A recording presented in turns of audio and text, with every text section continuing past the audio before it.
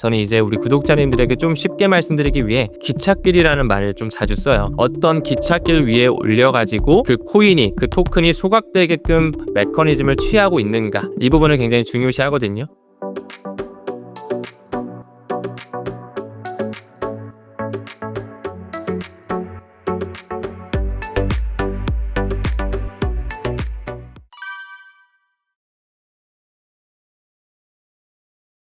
안녕하십니까.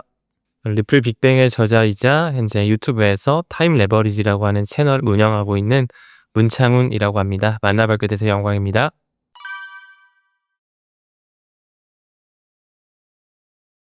네, 사실 말씀 주신 것처럼 지금 시장 자체가 굉장히 어렵고, 그리고 또 개인 투자자 입장에서는 좀 무섭기도 한 그런 장세가 펼쳐지고 있습니다. 지금 도널드 트럼프가 상호 관세에 대한 발표 이제 4월 9일 날 하게 될 텐데, 일단 기본적으로 10%는 모두 다 부과를 했고, 지금 추가적으로 각 국가별로 해서 이제 포션을 나눠 가지고 상호 관세를 부과하겠다. 아직까지는 좀 강경한 스탠스를 취하다 보니 뭐 주식 시장이나 코인 시장과 같은 그런 위험 자산 시장에 굉장히 좀 리스키한 부분으로 남아 있는 건 사실입니다. 하지만 저는 이 부분에 있어서 지금 현재 뭐 우리가 팔고 떠나가야 될 때다, 혹은 뭐 시즌 종료를 바라봐야 될 때다, 이렇게 생각은 안 하거든요. 그러니까 트럼프 같은 경우 항상 이제 관세 정책을 작년 1기 행정부 때도 했었는데, 시기 자체는 이번이 조금 빠르지만 늘 그의 행동 패턴을 보면은 선 공격 후에 후 협상을 하는 그런 모습을 보여줍니다. 지금 현재 뭐 우리나라만 보더라도 25% 추가적인 관세를 매긴다고 예고를 했고, 뭐 일본뿐만 아니라 특히나 중국 같은 이런 아시아권에 굉장히 크게 공격적으로 관세를 매기고 있는데, 그 뒤에서는 지금 재무부 장관이나 하워드 러트닉과 같은 상무부 장관을 통해서 협상 테이블을 준비하고 있거든요. 실제로 많은 국가에서 지금 미국과 함께 협상을 하고, 좀 트럼프 달래기 위해서 우리가 선물 요 정도 줄 테니까 좀 관세를 낮춰달라, 뭐 이런 식의 좀 행동을 취하면서 점점 시장은 안정세를 찾아가고, 결국에는 이 관세 이슈가 시장이 좀 완전히 받아들이고, 이제는 아무렇지 않은 형태까지도 협상이 잘 되는 그런 모습까지 연출이 되면서, 저는 사실 장기적 패턴 우상향할 거라고 바라보고 있어요.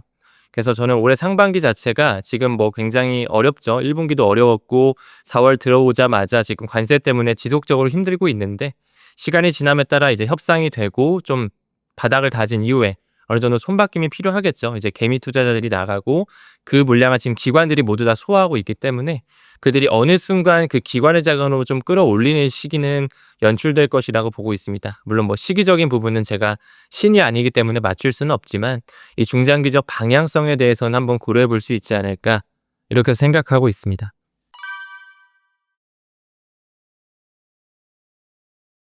일단은 그 보내주신 기사 자체가 그 글로벌 이코노믹 기사를 많이 좀 보내와 주셨더라고요.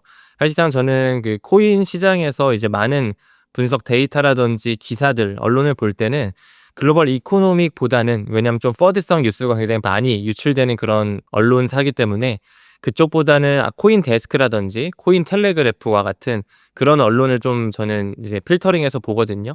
뭐 그렇다고 해서 글로벌 이코노미 자체가 모두 다 거짓 기사가 나오는 게 아니라, 이제 팩트 기반의 기사가 나오는데 가끔씩 거짓과 같은 그런 어떤 유명 인사들의 말을 섞으면서 굉장히 개인 투자자 입장에서는 좀 혼란을 야기시킬 수 있는 그런 미디어다 보니까, 지금 보내주신 어떤 그 장표들, 그리고 이제 기사들이 다 글로벌 이코노믹 출처의 그런 기사들이더라고요. 그래서 그 부분은 조금은 우리가 분별력 있게 좀 해석을 할 필요가 있다. 우선 좀 이 부분 좀 말씀드리고 싶고, 일단은 트럼프 움직임이 범상치가 않습니다. 물론 매크로 경제에 있어서는 관세 이슈, 무역 전쟁이라는 워딩까지 나오면서 불확실성이 커지는 건 맞지만, 암호화폐 쪽으로는 사실 굉장히 뒤에서 공격적으로 받아들이는 스탠스를 취하고 있어요.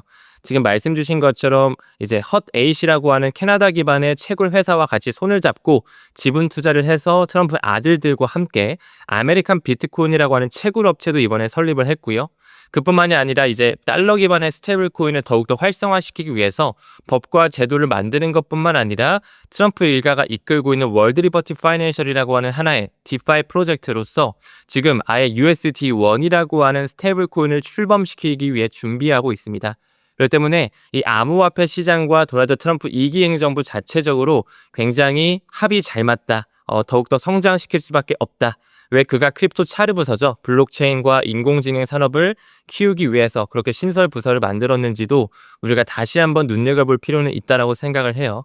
그래서 지금 뭐 서클사에서 찍어낸 USDC라든지 테더사에서 찍어낸 USDT, 그리고 이제 또 트럼프 일가에서 찍어낸 USD1이라든지 굉장히 많은 달러 기반의 스테이블 코인이 있거든요. 또한 리플사에서 발행하고 있는 리플 USD 역시나 지금 지급 준비금이 굉장히 탄탄하게 잘 이루어진 달러 기반 스테이블 코인이다 보니 너무나 많은 스테이블 코인이 나오고 있어서 사실 우리 개인 투자자 입장에서는 도대체 이 스테이블 코인과 우리가 지금 투자하고 있는 암호화폐가 어떤 상관관계가 있고 그 어디 쪽에 초점을 맞춰야 되는지 조금은 복잡하게도 생각하실 수 있을 것 같은데, 가장 중요한 거는 뭐 USDC든 USDT든 리플사 찍어내는 RLUSD든 트럼프가 하는 USD1이든 어떤 메인넷 위에서 이제 레이어 1이라고 하거든요. 저는 이제 우리 구독자님들에게 좀 쉽게 말씀드리기 위해 기찻길이라는 말을 좀 자주 써요. 어떤 기찻길 위에 올려가지고 그 코인이, 그 토큰이 소각되게끔 메커니즘을 취하고 있는가, 이 부분을 굉장히 중요시 하거든요. 특히나 이제 트럼프가 찍어낸 USD1 같은 경우는 두 가지의 기찻길 위에서 일단은 올려놨어요. 추가적으로 더 추가는 될 예정인데, 일단은 이더리움 메인넷, 두 번째는 바이낸스 스마트 체인, 이 두 가지 기차길을 올려놨고, 뭐 USDC나 USDT 같은 경우도 10개, 15개가 넘는 굉장히 많은 인프라망 위에 올려놨습니다. 특히나 리플사가 찍어내는 RLUSD도 두 가지의 이제 인프라망 위에 올려놨는데, 첫 번째가 역시나 이더리움의 기차길이 지속적으로 채택이 되고 있다. 두 번째가 리플사에서 찍어내는 RLUSD다 보니까 역시나 리플 원장이라고 하는 XRP 레저라고 하는 리플사의 전통 기찻길, 거기서는 이제 네이티브 토큰으로서 리플 XRP라고 하는 토큰이 이제 쓰이게 되는 거거든요. 그러니까 그런 식으로 많은 스테이블 코인이 지금 계속적으로 출범이 되면서 뭔가 트럼프가 달러 기축을 더 길게끔 미 국채에 대한 수요를 더욱더 강화시키기 위해 달러 기반 스테이블 코인을 막 내면서 본인들도 지금 직접적으로 참여하고 있지만, 결국에는 블록체인과 연결될 수밖에 없고, 우리가 투자하고 있는 암호화폐 그 코인과 그 인프라망이 연결되어 있는지, 뭐 이게 이더리움망을 쓰는지 솔라나망을 쓰는지 뭐 에이다망을 쓰는지 뭐 폴리곤의 망을 쓰는지 리플망을 쓰는지, 이런 것들을 우리가 좀 퍼센티지로 보면서 겹치는 코인에 좀 더 우리가 포커스를 맞춘다면 미래에도 좀 끝까지 살아남을 수 있는 코인에 투자하는 그런 가능성 자체가 현저하게 올라갈 수 있겠죠.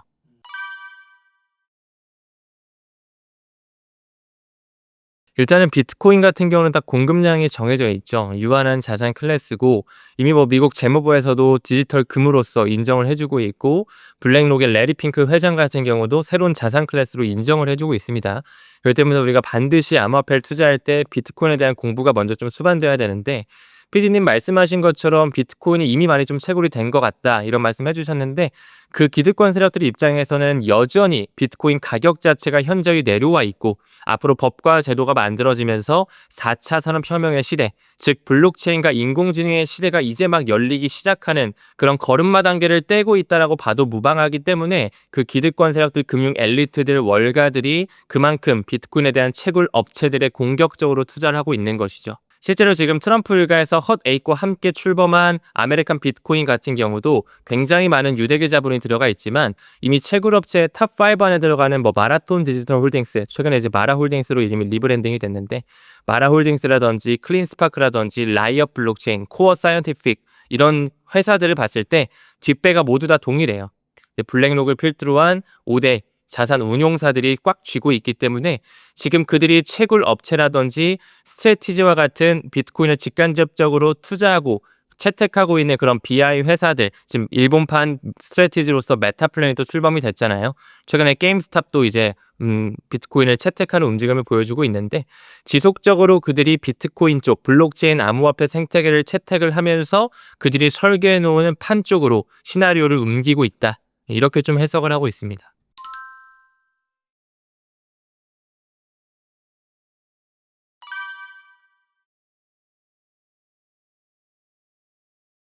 네. 저는 충분히 그렇게 해석해도 된다라고 생각을 하고, 무엇보다도 트럼프가 이제 3월 달에 크립토 서밋이라는 행사에 갔었죠. 그때 이제 백악관을 필두로 한 전 세계적으로 굉장히 이목이 집중됐던 하나의 컨퍼런스이자 행사였는데, 그때 당시에도 역시나 리플의 CEO 브래드 갈링하우스가 자리를 함께 했고, 말씀 주신 것처럼 이제 마러라고 하는 그 리조트 안에 트럼프 일가의 자택이 있는데 거기 안에 직접적으로 리플의 C레벨들이 CEO라든지 CLO 최고 법률 책임자 알데로트 스튜어티도 역시나 같이 가서 3명이서 삼자 대면을 하면서 비밀리에 이제 뭔가 되게 프라이빗한 저녁 식사까지 했던 그 사진이 트위터에도 올라온 적이 있었잖아요.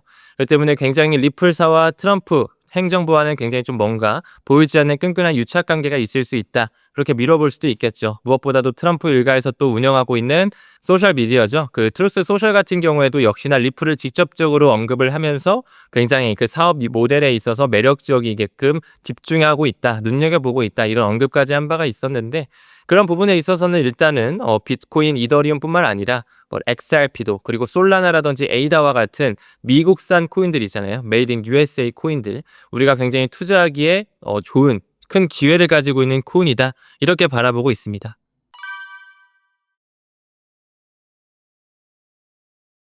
네, 물론입니다. 지금 현재 리플사 같은 경우는 2012년서부터 이제 XRP 레저가 출범이 됐고 거기서 이제 디지털 자산으로 완전히 쓰이는 네이티브 코인으로 XRP라는 친구가 총 공급량 1,000억 개로 해서 중앙화돼서 이제 세상에 나오게 됐는데 지금 12년, 13년 정도 시간이 흐르면서 굉장히 많은 결제 인프라망을 이미 확보를 하고 있습니다. 전 세계 탑3 안에 들어가는 송금 회사들, 뭐 머니그램이라든지 웨스턴 유니온이라든지 리아머니 트랜스퍼와 같은 미국 기반의 송금 회사들 일단 섭렵을 완료해 있고요. 심지어 우리나라의 센트비라든지 와이어베일리, 한패스와 같은 국경 간 결제 회사들도 모두 다 리플렛을 탑재하고 있을 정도로 굉장히 그 돈의 이동, 인터넷 오브 밸류라고 하는 것이 리플사의 비전이거든요. 가치의 인터넷을 하기 위해 그들이 과거부터 전 세계를 아우르는 자금이체 기업들과 파트너십을 맺고 지분을 인수하기도 하고 손을 잡고 있다는 거 매우 중요할 것 같아요. 그래서 최근에 또 아프리카 기반의 치퍼캐시와도 손을 잡으면서 국경 간 결제의 파이프라인을 아프리카, 특히나 메나라고 하는 미들 이스트 앤 노스 아프리카 지역, 이 중동 지역까지 확장을 하면서 최근에는 또 두바이의 금융서비스청의 리플 페이먼트에 대한 라이선스를 완전히 확보했거든요. 그러니까 이런 부분을 미루어 봤을 때 아직까지 미국에서 리플과 SEC의 소송은 완벽하게 100% 끝나지 않았지만 호주라든지 뭐 브라질이라든지 두바이와 같은 뭐 아랍 지역, 아프리카 지역이라든지 유럽권 모두 다 섭렵을 완료해서 점점 이 결제에 대한 혁신을 불러오기 위한 토대를 마련해 놨다. 이렇게 좀 바라보고 있습니다. 그리고 무엇보다도 스위프트망과도 연결성을 우리가 반드시 짚고 가야 되거든요. 네, 스위프트라고 하는 것은 각 은행마다 부여된 하나의 코드죠. 벨기에에서부터 시작이 돼서 50년이 넘은 그런 역사를 가지고 있는데 굉장히 느리고 비효율적입니다. 그래서 그 스위프트망에서도 이제는 블록체인을 탑재하면서 좀 더 국경 간 결제를 빠르고 신속하게, 즉 효율적으로 하기 위해 새로운 코드 자체를 만들었어요. 그들이 새로운 코드를 제정시키면서 이제 국경 간 결제 안에 블록체인이 가미된 시스템을 점점 마이그레이션 하기 위해 준비하고 있는 거죠. 근데 그 코드 이름이 ISO 2002라고 하는 하나의 코드고 그 안에는 단 하나의 블록체인이 탑재되어 있어요. 근데 그것이 바로 리플 네트워크라고 하는 그 솔루션이기 때문에 우리가 XRP를 투자할 때 단순한 암호화폐로 보기보다는 새로운 결제 시스템, 금융망과 연결되어 있는 혁신적인 블록체인 결제 기반의 토큰이다. 이렇게 바라볼 필요는 있다. 라고 생각하고 시기열을 조금 더 길게 5년 뒤, 10년 뒤, 20년 뒤까지 바라본다면 저는 개인적으로 이제 달러에 대한 탈달러화, 이제 브릭스도 그들이 만들었죠. 점점 달러에 대한 패권이 사그라들고 새로운 전 세계를 아우르는 암호화폐가 세상을 지배하게 될 텐데 저는 그 가능성이 비트코인과 이더리움이 아닌 XRP가 가져갈 수 있는 확률 매우 높다라고 바라보고 있습니다.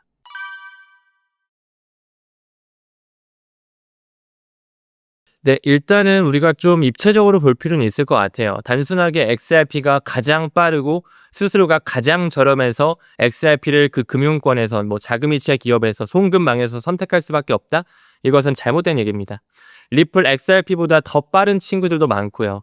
뭐 아발란체도 엄청 빠르고 트론도 엄청 빠르고요. 뭐 이오스 같은 친구들도 굉장히 빠릅니다. 그리고 수수료 측면에서도 뭐 스텔라루멘도 엄청 빠르고 굉장히 수수료 측면에서도 더 저렴하거든요. 스텔라루멘 같은 경우는.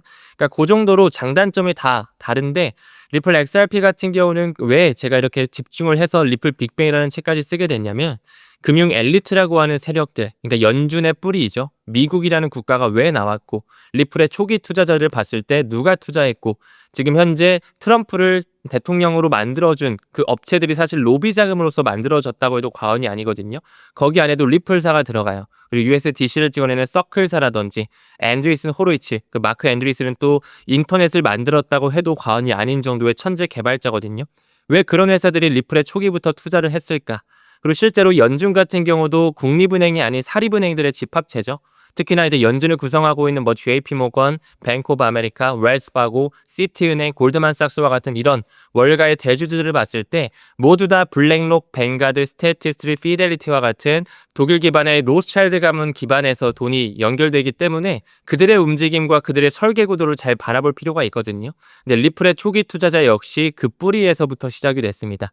2004년서부터 라이언 푸거라는 사람이 리플페이를 만들기 시작했는데 라이언 푸거의 뒤를 좀 우리가 쫓아보더라도 이 로스차일드 가문과의 유착 관계가 충분히 있는 인물이었다. 그리고 구글에만 쳐도 나오거든요. 초기 투자자만 몇 개 검색을 해봐도 뭐 산탄데레라든지 구글 벤처스라든지 이미 빌 게이츠가 이끌고 있는 빌 샘 멜린다 게이츠 역시 리플사와 직간접적으로 연결이 되어 있고 그 이외에도 뭐 스탠다드 차타드와 같은 그런 영국계 은행들 그리고 태국 최대 시암은행이라고 불리우는 태국 SCB 은행 역시나 리플의 초기 투자자로 들어가 있고 여러분들 잘 아시고 계시는 CME 그룹 역시나 이제 뒷배를 봤을 때 블랙록을 필두로 한 자산들이 들어가 있는데 CME 그룹도 리플의 초기 투자자이고 무엇보다도 나스닥이라든지 마스터카드가 지분을 굉장히 많이 가지고 있는 그들이 만든 하나의 그룹이 있습니다. DCG 그룹이라고 디지털 커런시 그룹이 2013년서부터 굉장히 초기부터 리플사에 직접적으로 투자를 단행했다.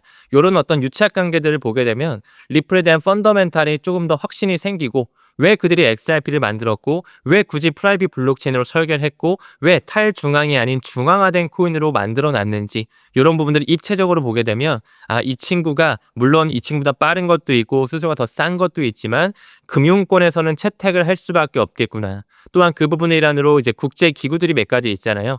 금융권을 대체하는 중앙은행 위에 중앙은행이라고 불리우죠. 국제결제은행 BIS도 있고 우리가 잘 알고 있는 IMF 국제통화기금 역시나 뉴욕을 기반으로 한 국제기구고 뭐 월드뱅크라든지 아시아인프라개발은행, 브릭스에서 만든 신개발은행 등등 그런 어떤 굵직굵직한 사립은행들이 아닌 국제기구들의 논문, 핀테크 보고서라든지 여러 가지 프로젝트를 미루어 보면 거기 안에 리플에 대한 분산 원장 기술, 인터레저 프로토콜에 대한 채택 방법, 어떤 식으로 결제에 대한 효율성을 만들어 갈 것이냐 이런 부분에 대한 파일럿 테스트와 개념 증명을 이미 여러 차례 긴 시간 동안 해왔기 때문에 저는 그래서 이제 리플 쪽에 조금 더 초점을 맞췄고 비트코인, 이더리움도 너무나 유명하고 우리가 투자를 해야 되지만 그들과 결이 다른 하나의 새로운 금융 시스템이 이 XRP라는 친구구나 라는 것에서 이제 투자와 공부와 유튜브 채널까지 좀 운영하게 됐던 것 같습니다.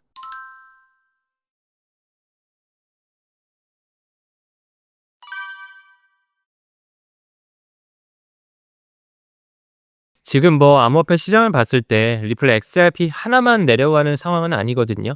비트코인을 필두로 한 많은 암호화폐들, 특히나 이더리움이 지금 알트코인의 대장으로 써 있는데 맥을 못 추고 있다 보니까 많은 알트코인이 지금 많이 좀 하향 조정되어 있죠. 굉장히 가격적인 부분은 지지부진한 흐름을 보여주고 있습니다. 그렇기 때문에 리플 하나만 가격이 내려왔다, 뭐 리플이 또 다시 한번 리또속을 보여준다, 이거는 아니라고 봐요. 사실 과거에 트럼프가 이제 취임하기 전, 당선되기 전까지만 하더라도 다른 코인들은 잘 받쳐주고 뭔가 좀 가는 것처럼 보여도 XRP는 항상 이제 1,000원이 못 미치는 가격, 동전 가격대에 워낙 머물러 있다 보니까 리또 속이라는 약칭까지 생겼었거든요. 리플의 또 속냐라는 뜻인데 지금 현재는 XRP 혼자만 그렇게 지지부진한 흐름을 보여줘서 상대적 박탈감이 주는 게 아니라 이더리움도 못 가고 솔라나도 계속 내려앉고 뭐 에이다도 못 가고 하다 보니까 전체적인 매크로 이슈랑 좀 연관성을 가지고 있다.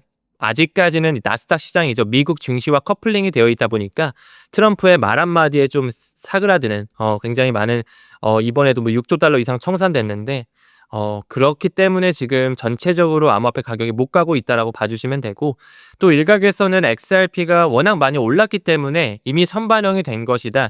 이런 식의 말씀도 많이 하시거든요. 실제로 트럼프가 당선되기 전에는 뭐 500원, 600원대 가격이었다가 트럼프가 당선되고 취임하기 전까지 한 5,000원에 육박한 돈까지 쭉 갔었어요. 뭐 6-7배 정도 갔다가 지금 다시 2,000원대 중후반 내려오면서 지지부진한 흐름을 보여주고 있는데 사실상 뭐 최근 6개월 정도의 동향만 보게 되면 리플이 뭐 너무나 이미 많이 올랐다고 볼 수도 있겠지만 우리가 리플 XRP에 대한 차트를 조금 더 길게 롱텀하게 볼 필요가 있어요. 2017년, 18년 때 그 두 번째 반감기 사이클 이후로서 비트코인과 이더리움은 충분히 많은 상승을 보여줬다면 리플 XRP는 굉장히 많은 눌림 속에 약 7년의 패턴을 눌려왔고 지금 현재 삼각수렴의 패턴 마지막 쪽에 이제 에너지가 응축이 끝나서 튀어오를 준비를 하고 있다. 저는 오히려 이렇게 보고 있습니다. 그렇기 때문에 지금 현재 뭐 XRP 가격이 2,500원 선 왔다 갔다 하고 있는데 여전히 저평가되어 있다라고 바라보고 있고요. 투자하기에는 매우 매력적인 시기가 아닐까 이렇게 좀 생각을 하고 있습니다.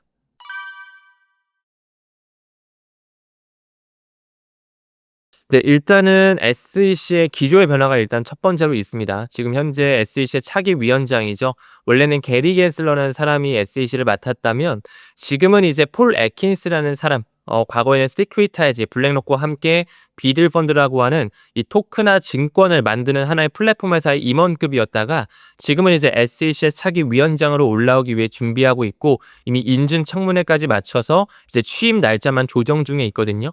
굉장히 친암호화폐 인사고 블록체인 관련된 주식도 굉장히 많이 보유하고 있기 때문에 규제에 대한 명확성, 조금 더 친크립토적인 성향으로 점점 기조가 바뀔 것이 예상되고 있어요.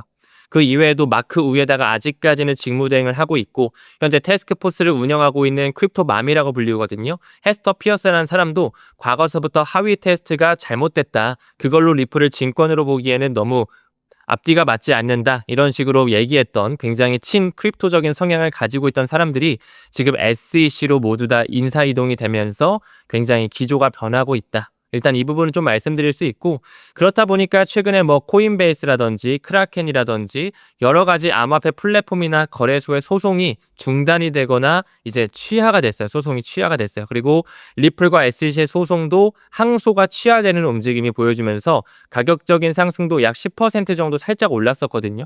그래서 이제는 사실 그 키 자체를 리플사가 쥐고 있다라고 봐도 돼요. 아직까지는 법원의 완전한 판결은 나오지 않았고 리플사가 지금 현재 1억 2,500만 달러라고 하는 그 벌금 과거에 이제 엑셀 프로그래밍을 통해서 기관한테 좀 판매했던 이력이 있기 때문에 그거에 대한 어떤 벌금을 어느 정도 포션으로 맞춰가서 합의를 도출해낼 것이냐 그 부분이 일단 키포인트로 볼 수가 있습니다. 그래서 일단은 법원 최종 판결 자체가 4월 중하순 정도로 지금 예측이 되어 있는데 뭐 그때 완전히 끝날 수도 있고 한 번 정도는 약간의 시기의 저울질이 저는 나올 수도 있다라고 생각이 들어요. 일단 그 SEC 차기 위원장인 폴 애킨스가 한 5월 초중순 정도에는 늦어도 취임을 할 거기 때문에 그 취임 시기와 뭔가 맞물리면서 리플과 SEC의 소송 또한 완전히 끝나는 그런 클리어런스를 가져올 수 있다.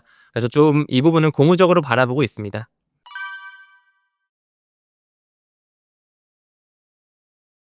일단 가격적인 예측은 사실상 굉장히 조심스러운 질문이라고 받아들여지고 시기나 가격 같은 경우는 사실 뭐 개인이 누군가가 예측을 한다, 맞출 수 있다라고 하면 사실 사기꾼이겠죠. 사기꾼이고 거짓말일 텐데 일단 뭐 제 개인적인 소신 발언을 한번 해볼게요. 무엇보다 가격 이야기를 하기 전에 리플과 SEC의 소송이 4년 이상 끌어왔습니다. 2020년 말부터 게리 겐슬러 전에 위원장이었던 제이 클레이튼이라는 사람이 임기 마지막 날에 이제 떠나가는 날에 리플을 기소하고 떠났어요. 리플을 본인이 기소해 놓고서는 갑자기 암호화폐 친화적인 스탠스로 태세 전환을 하고 리플에 대한 옹호 발언까지 한 바 있었거든요. 저는 그때부터 리플과 SEC의 소송은 뭔가 좀 짜여진 각본 같다, 하나의 쇼 같다 이런 생각을 많이 좀 했었는데 아무쪼록 결과론적으로는 4년 정도의 시간이 흘렀고 아직까지도 가격적인 부분은 많이 저평가되어 있죠. 무엇보다 상반기 내로 두 가지의 리플에 대한 호재거리가 나올 수 있다고 봐요. 첫 번째가 방금 말씀해 주셨던 리플과 SEC의 완전한 소송의 마무리. 법원 판결이 좀 필요하겠죠. 그리고 이제 어떤 식으로 합의를 낼지, 돈을, 벌금을 어느 정도 낼지 이 부분은 당연히 서로에 대한 합의가 필요할 것 같고요. 두 번째는 지금 현재 많은 알트코인의 ETF가 준비되어지고 있습니다. 특히나 솔라나라든지 XRP 라이트코인, 디지털 은이라고 불리는 이런 라이트코인도 지금 일각에서 많은 자산 운용사에서는 현물 ETF를 만들기 위해서 신청을 하고 있어요. 근데 아직까지 약 1.5경 원 정도라고 하는 천문학적인 돈을 운용하고 있는 세계 1등 자산 운용사죠. 블랙록에서는 아직 신청을 해주지 못했어요. 항상 블랙록이 신청하면 한 번 정도의 펌핑이 역사적으로 있었습니다. 그렇기 때문에 올해 상반기 안에는 이 두 가지 이 리플과 SEC의 소송의 완전한 마무리와 블랙록의 XRP 현물 ETF 신청, 승인 말고 신청, 요 정도 두 가지로서 좀 큰 가격적인 파급력을 보여주지 않을까 생각을 하고, 가격적인 부분은 뭐 방금 언급드린 것처럼 너무나 개인적인 생각이고 맞을 수는 없겠지만 지금 한 2,500원 정도 하고 있거든요. 방송 오늘 촬영하는 시점으로 블랙 먼데이 맞으면서 트럼프 관세로서 많이 내려왔고 개인들이 굉장히 힘들어하는 시점이죠. 저는 지금 가격에서 최소 3-4배 정도, 뭐 기본적으로 10,000원 정도는 충분히 뚫을 수 있는 모멘텀이 나올 수 있지 않을까 한번 조심스럽게 말씀드려보고 싶습니다.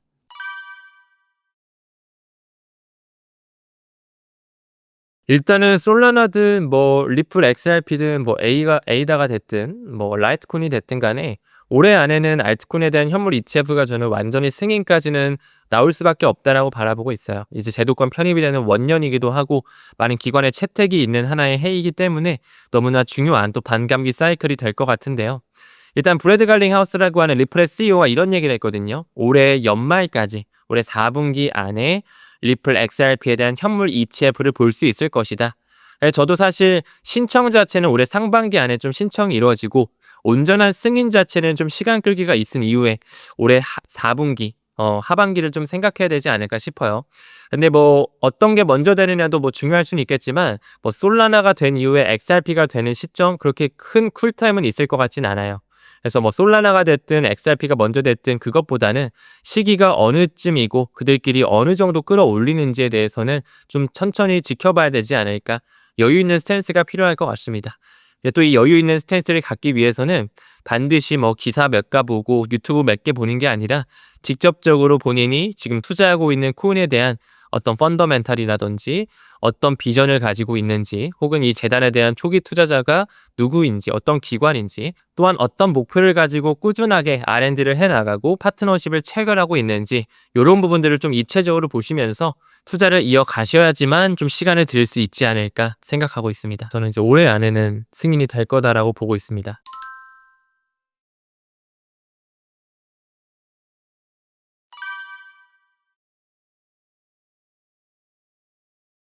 일단은 많은 XRP를 좀 부정적으로 생각하시는 분들 중 가장 큰 원인이 재단에서 너무나 많은 XRP를 가지고 있다, 그게 한 가지의 큰 리스크 요인이 될 수 있다, 이런 식의 말을 해주시는 분들이 계시거든요. 맞는 말입니다. 이제 XRP 같은 경우는 애초에 찍어져서 나온 코인이에요. 중앙화된 코인이고 리플사에서 좀 주무를 수 있는 그런 코인이다 보니까 일단은 토크노믹스를 한번 미루어 봤을 때 총 공급량이 1,000억 개입니다. 1,000억 개가 이제 2012년에 완전히 나왔고, 그중에 2019년에 55% 정도를 에스크로라고 하는 물량으로 잠금 장치를 걸어놨었어요. 매월 1일마다 10억 개씩 이제 은행에게 대여 또는 판매를 하면서 우리 XRP를 실제적으로 너희들이 써보고 ODL이라고 하는 그런 플랫폼을 한번 활용을 해서 정말 XRP를 채택할지 말지라고 하는 그런 어떤 하나의 시범대 위에 올라왔던 거죠.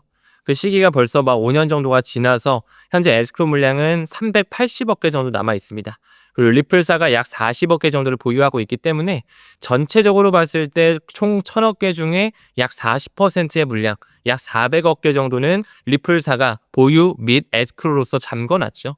그러다 보니까 거의 절반에 가까운 물량을 그들이 핸들링할 수 있다는 게 투자자 입장에서는 굉장히 리스크하죠. 우리가 저 회사를 어떻게 믿지? 갑자기 덤핑 물량을 또 만드는 거 아닌가? 이런 생각도 들기도 하고, 갑자기 뭐 트럼프가 채택을 안 해버리면 어떡하지? 라고 하는 이런 단순한 두려움도 가질 수 있을 것 같아요. 근데 개인적으로 모든 주식이든 부동산이 똑같을 것 같아요. 코인도 마찬가지인데 가격이 오르려면 수요와 공급 법칙에 따라서 수요가 많아야 되겠죠. 수요가 많아야 되고, 무엇보다도 리플 XRP 같은 경우는 국경 간 결제망, 그 스위프트망을 대체하는 걸 목표로 하고 있기 때문에 정말 그 비전대로만 타임라인에 맞게 가준다면 이 1,000억 개라는 수량, 현저히 부족한 수량입니다. 지금 현재 스위프트의 시장 규모 자체가 20경원이 넘어가거든요. 20경원이 넘어가고, 지금 많은 금융 전문가들이 앞으로 RWA라고 하는 리얼 월드 에셋, 모든 것이 토큰화되는 시장이 오게 됐을 때 스위프트 시장 규모가 거의 2배 육박하게 커질 것이다. 그래서 뭐 250조 달러, 더 크게 가면은 300조 달러까지 2030년을 바라보면 더더욱 풍성해질 것이다. 뭐 주식이든 미술품이든 코인으로 모두 다 살 수 있는 그런 시대가 오다 보니까 그렇게 시장 캐파가 커질 거라고 바라보는데, 그런 시장 규모를 담당하기에 리플 XRP의 1,000억 개의 물량은 사실상 한없이 부족합니다. 그렇기 때문에 리플의 초기 개발자였던 리플의 CTO 데이비드 슈워츠라는 사람이 천재 개발자인데 그 사람이 리플을 100만 분의 1로 쪼개지게끔, 그러니까 뭐 삼성전자가 과거에 20분의 1 뭐 이렇게 액면 분할한 것처럼 100만 분의 1로 쪼개지게끔 설계를 해놨어요. 비트코인 같은 경우도 그 사토시 나카모토라는 사람이 비트코인을 1억 분의 1로 쪼개지게끔 설계해놨거든요. 그래서 이제 사토시 단위라고 하는 사토시 마켓도 존재하는데 리플 같은 경우는 드랍이라 그럽니다. 드랍 단위. 드랍 단위로 쪼개지면서 100만 분의 1로 쪼개지게끔 괜히 설계한 게 아닐 것이다. 그리고 무엇보다 리플사가 지금 40%의 물량을 가지고 있다 말씀드렸는데 그만큼 뭔가 그 기득권 세력들이 움켜쥘 수 있는, 쥐락펴락할 수 있는 그런 매력적인 자산 클래스이기 때문에 어쩌면 새로운 금융 시스템을 넘어서 제2의 세계 준비통화, 기축통화의 자리까지 충분히 넘볼 수 있지 않을까, 이렇게 좀 바라보고 있습니다.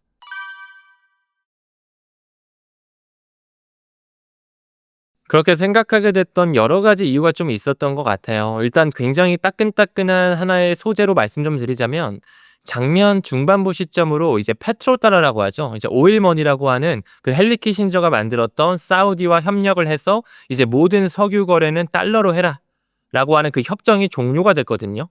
그러면서 지금 현재 브릭스가 계속 커지면서 4개국, 5개국, 지금은 10개국까지 확장이 되어 있고 그 브릭스에서 자국 통화 시스템, 뭔가 공동통화 브릭스페이를 만들겠다, 이런 식으로 하는 뭔가 그들끼리의 위안화, 루브라, 루피와 같은 브릭스 통화를 계속 띄우고 있어요. 그러면서 지금 현재 인도의 브릭스 국가, 뭐 인도라든지 아랍에미레이트와 같은 그런 국가들이 석유 거래를 할 때 과거는 달러로 했다면 지금은 뭘로 하냐면 XRP로 합니다. 그러니까 이 부분을만 보더라도 달러로 하다가 위안화가 아니고 루브라가 아니고 루피가 아니고 리플로 한다고? 일단 뭔가 좀 의미심장한 그런 퍼즐이 맞춰지는 듯한 느낌이 있다라고 저는 생각을 하고, 무엇보다 모잘루프라고 하는 하나의 재단이 있어요. 모자라고 하는 것은 스와힐리어로 하나를 뜻합니다. 하나. 빌 게이츠라든지 록펠러 재단, 세계 평화기구죠. UN이라든지 싱가포르의 통화청과 그 국부펀드로 잘 알려진 테마섹과 같은 그런 전 세계를 아우르는 자금에서 2030년까지 이제 아프리카나 뭐 이제 뭐 약간 좀 낙후된 지역들이 있잖아요. 뭐 아프리카라든지 아랍 지역과 같은 그런 이머징 국가들이죠. 낙후된 지역들이 사실 금융 계좌조차도 없거든요. 핸드폰조차도 없는 그런 민족들이 많은데 그런 민족들까지 아예 아우를 수 있는 인터오퍼러빌리티라고 하는 이 상호 운용성의 시대를 만들겠다. 금융에 대한 포용성 시대를 만들겠다라고 해서 그들의 자금이 모잘루프 재단을 또 출범을 했어요. 근데 거기서 단 하나의 블록체인 회사와 손을 잡고 있습니다.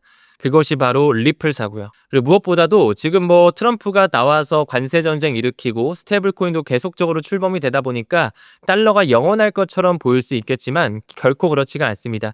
이 브릭스라고 하는 세력 자체가 2000년대 초반 때부터 골드만삭스에서 만들 때부터 계속 그들의 의도에 맞게 커지고 있고 지금 현재는 이제 달러를 대체할 수 있는 통화가 나와야 된다라고 하는 영란은행의 전 총재 마크 카니의 이야기를 한번 또 생각해 볼 필요도 있고요. 또 과거 IMF 총재였던 크리스틴 라가르드, 지금은 유럽중앙은행의 총재인데 그가 2017년서부터 국경 간 결제를 완전히 바꾸기 위해서 이제는 기축통화까지도 완전히 송두리째 바꾸기 위해서 이 고위급 자문단, 핀테크와 관련된 블록체인과 관련된 하나의 자문단을 결성했거든요.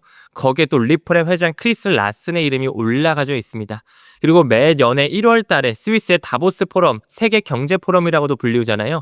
그 다보스 포럼에 리플의 CEO 브래드 갈링하우스가 매년 가가지고 연사진으로서, 참석자로서 실제로 가치의 인터넷이라고 하는 비전으로서 매년마다 그 행사에 참석을 하고 있습니다. 아직 상장도 안 한 일개 스타트업 블록체인 결제회사의 C레벨들이 그런 어떤 고위급 자문단들, 고위급 임원들이 함께하는 그런 글로벌 행사에 참여할 수 있다는 게 보통 일은 아니라고 생각을 하고, 무엇보다도 월드뱅크라든지 IMF, BIS와 같은 국제기구들의 논문이나 여러 가지 프로젝트를 미뤄본다면 직접적으로 리플에서 고안한 분산 원장 기술과 인터레저 프로토콜을 활용한 여러 가지 파일럿 시스템을 했다라는 것을 미뤄본다면 충분히 이 XRP라는 코인이 단순한 암호화폐는 아닐 것이다 생각을 하고 있습니다. 그리고 마지막으로 이제 홍익희 교수님 책 중에 화폐혁명이라는 책이 있는데 과거에 전 골드만삭스 임원이었던 게리 콘이라는 사람의 얘기가 나오거든요. 앞으로는 단 하나의 암호화폐가 전 세계를 지배하게 될 것인다. 근데 그것은 비트코인이 아닐 것이다 라고 하면서 채굴 비용과 무관한, 채굴이 되지 않고 친환경적인 암호화폐가 전 세계를 아우르는 그런 공용화폐로 떠오를 것이다 라고 얘기를 하는데 저는 개인적으로 그 암호화폐가 바로 XRP가 되지 않을까 이렇게 좀 바라보고 있습니다.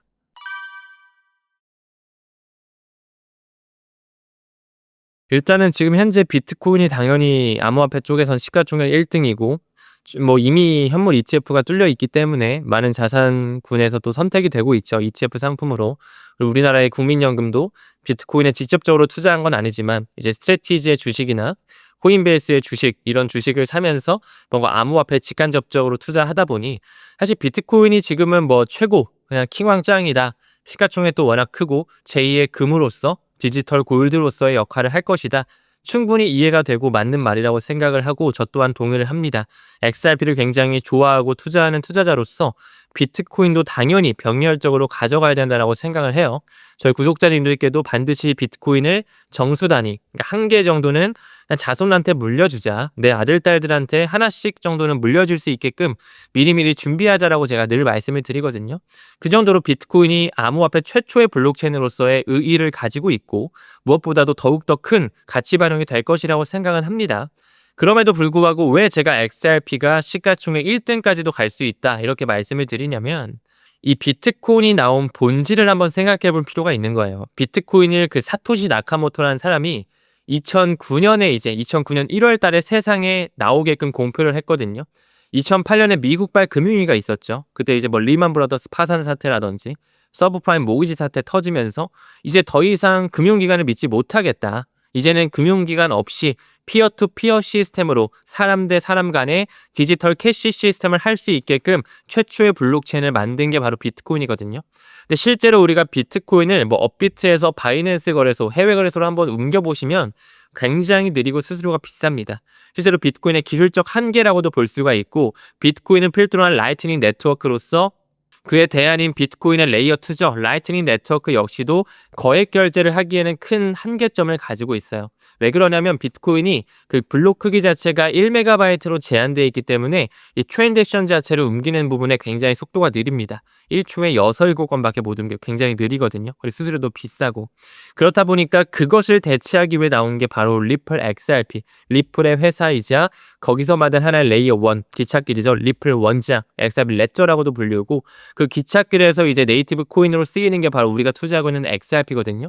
그러니까 이 친구는 금융망과도 굉장히 연관이 되어 있지만 이 블록체인 우리가 왜 나왔는지를 보게 되면 정말 돈을 움직이기 위해서 정보에다가 가치를 입히면서 지금까지 우리가 정보화 시대에 살고 있잖아요. 뭐 페이스북, 인스타그램이라든지 뉴스만 보더라도 모든 정보, 언제 어디서 불이 나던 전쟁이 나던 어떤 일이 일어나던 다 사방의 뉴스들을 알 수 있듯이 이제는 그 정보에 데이터를 입히면서 굉장히 빠른 돈의 이동의 시대를 만들기 위해서 블록체인이 탄생했다고 보거든요. 블록체인뿐만 아니라 인공지능이 이제 같이 융합되면서 4차 산업혁명이 도래하게 될 텐데 그 부분을 우리가 미뤄봤을 때 블록체인은 화폐를 혁명하기 위해, 금융을 혁명하기 위해 나왔구나. 근데 실제로 거기서 가장 큰 유틸리티를 가져가는 코인이 비트코인인 줄 알았더니 뜯어보니까 실제로 사용해보니까 너무나 느리고 비효율적이더라. 그거를 그들이라고 하면 아까 초반에 언급드렸던 자산 운용사들을 뿌리로 한 유대계 자본들, 로스차일드를 필두로 한 그런 기득권 자금들이 리플사를 만들면서 그들이 XRP 코인, 중앙화된 코인, 그리고 국경 간 결제를 하기 위해서 프라이빗 블록체인으로 리플 네트워크를 만들면서 이미 그런 국제 기구들과 손을 잡고 있죠. 그렇기 때문에 시간이 지남에 따라 이 XRP에 대한 규제에 대한 명확성이 오고 기관의 자금이 들어올 수 있는 파이프라인 ETF가 뚫리게 되면 실제적으로 XRP가 활용될 수밖에 없는 여러 가지 판례들, 활용 사례들이 나올 거고 시간이 조금 더 지나면 정말로 제2의 기축통화까지도 눈여겨볼 수 있는 그런 코인, 포텐셜은 충분히 있다고 생각을 합니다. 그렇기 때문에 뭐 1, 2년 안에 비트코인을 따라잡는다 절대 그렇게 생각은 안 해요. 10년, 20년 정도를 우리가 바라보고 본다면 충분히 XRP가 타의 추종을 불허하는 굉장히 높은 유틸리티, 활용성, 사용성을 가져가기 때문에 저는 사실 뭐 먼 미래 10년, 20년 뒤에는 리플 XRP가 가장 위에 블록체인의 대장으로서 원탑 자리를 가져가지 않을까 생각하고 있습니다.